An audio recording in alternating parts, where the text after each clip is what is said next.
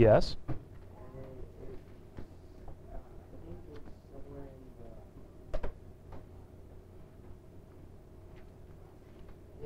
Towards the bottom. Mm-hmm. You didn't speak to me again until we were both at the dinner waiting for burger. You won't forgive me, you said. You understand, never. Also the top. Yeah, let this happen. Well, Jake, I think we've got it even a little bit earlier than that. Take a look over at page 108 and look at the section that's highlighted in green. Oh, is that what you got, Jasmine? Yeah, I got it. Read it for us, please.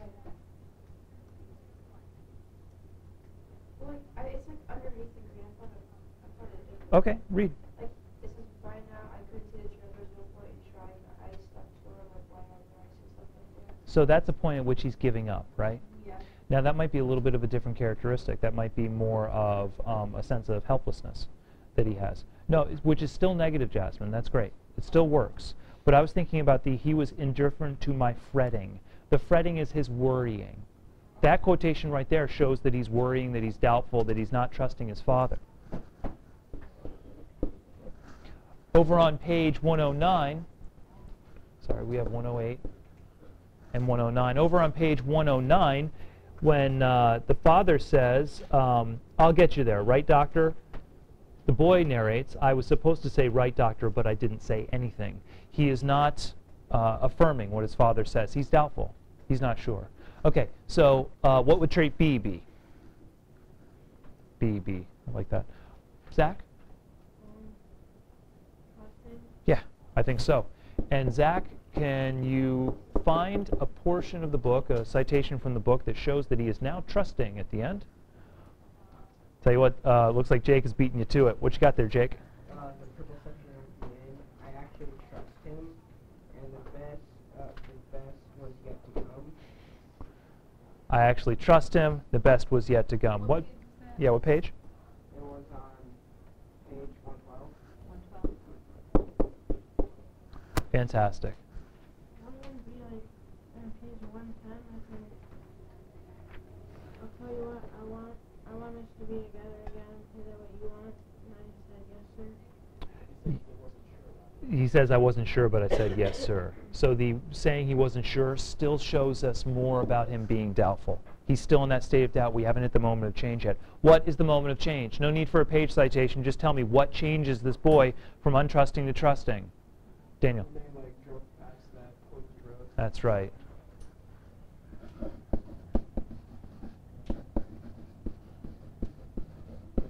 The drive through the snow is the moment at which he changes. And you can see it if you want a quotation.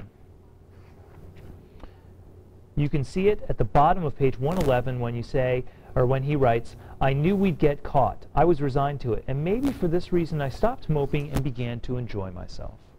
He starts to relax. And then once he relaxes, once that sort of breaks and he gets through his sadness, he starts to trust his father. And realize that his father may not be perfect, but his father might actually have a good sense of what to do. So he starts trusting his father, and we get that portion that we have there toward the end that Jake has identified on page 112. I want to tell you this very clearly. I don't care about the story Powder. Nobody else out there in the world cares about whether or not you have read Powder. I think you can see that. Also don't care about The Leap.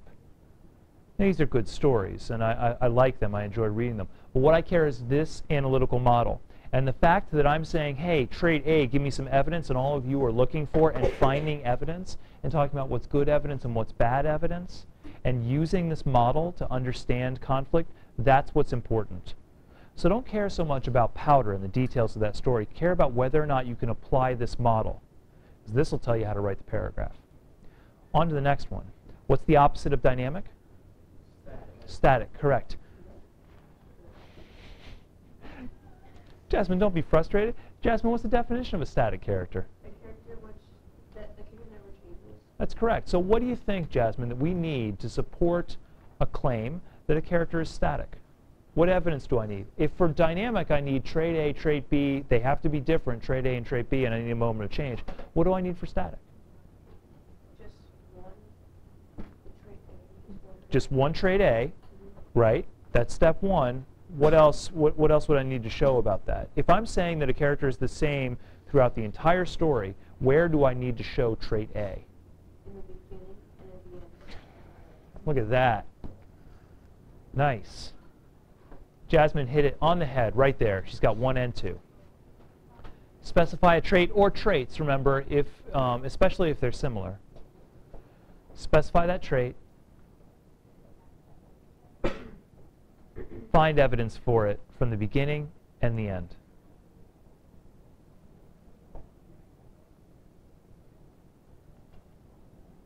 So instead of a trait A and a trait B, which are opposites, you will have the same trait. There's your static character defense. You're all copying that down, but anticipate the next step. We're going to speed this up a little bit. Let's apply it. Who do you want to say is static? Daniel, suggest. Prospero. Very nice. Prospero, Prospero, Prospero. Prospero.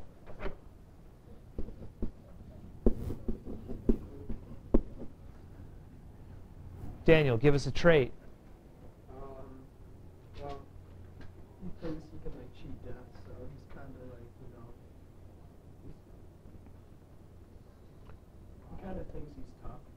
Okay, you're absolutely correct. What single word, adjective might we apply to that? You think you're tough, you think you can cheat death, what are you? Oh, you've got a sense of invincibility. What do we call it when you have a sense of invincibility? Overconfident. Overconfident. What other words might we use? Cocky. Although cocky is a little bit slangish and definitely feels uncomfortable when I say it. So what else could we use besides overconfident? Arrogant. I like arrogant a lot.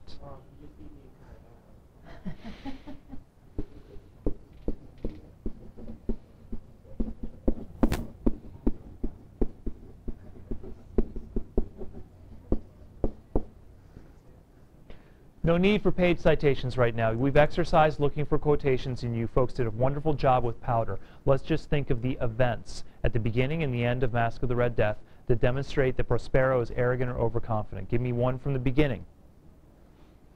When he only mocks himself and like this good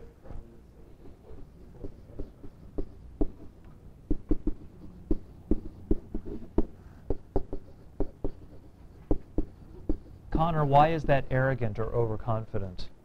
Because he thinks him and those people are better than everyone else, and only they deserve it. Excellent. He separates himself from everybody else, believing that he is better, and he further believes that he can escape this plague by just walling himself off in his castle. Give me something from the end that shows that he's arrogant. Jake. When he tries to get rid of that one guy. Yeah. Who is that one guy?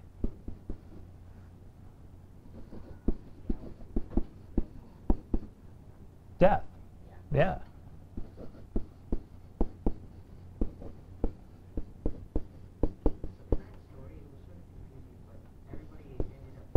Yes, they all die. That's correct. Such as the world shall be. Thank you, Josiah, for the poetry. Tries to defeat death physically. He walks up to this guy and believes that he can destroy him, he can defeat him. There's arrogance and overconfidence there. So from the beginning of the story to the end of the story, he is arrogant and overconfident. And there you go with your defense of him being static. Let's think about the writing of this paragraph.